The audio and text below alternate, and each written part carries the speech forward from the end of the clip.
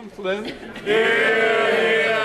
I wish to join with the Prime Minister and the Leader of Opposition in extending my party's thoughts to all of those involved in the terrible tragedy in the Channel this morning.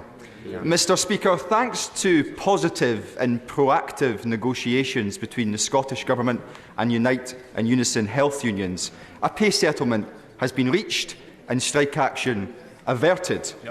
By stark contrast, the UK Health Secretary appears completely unwilling to negotiate with unions on pay, and strike action is very much still on the table. So may I ask the Prime Minister, when will he see the error of his ways and follow the Scottish Government's lead? Prime Minister. Well, Mr. Speaker, I'm glad the UK Government was able to provide £1.5 billion in extra funding to the Scottish Government for public services. The Health Secretary and other ministers have engaged fully, not just with the unions, but with an independent pay-setting process, which takes the politics out of the process and ensures that we can meet those independent requirements with a fair pay deal. Stephen Flynn.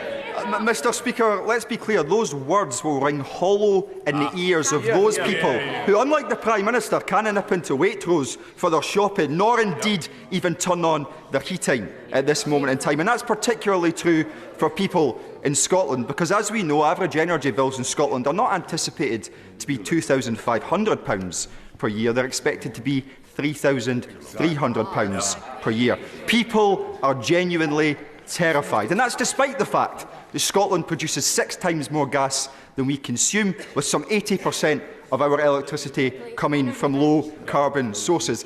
Decades of failed UK energy and regulatory policy coming home to roost. Is it not the case that Scotland has the energy? We just need the power. Well, Mr. Speaker, I'm glad the honourable gentleman raised the question of energy support. And it's because of the actions of this government that we are providing every household in this country with around £900 of support with their energy bills this winter, £55 billion worth of support. And on top of that, next year, there will be extra cost of living payments worth up to £1,200 for the most vulnerable, whether that's those on means-tested benefits, pensioners, or indeed disabled. This is a government that will always look after the most vulnerable in our society.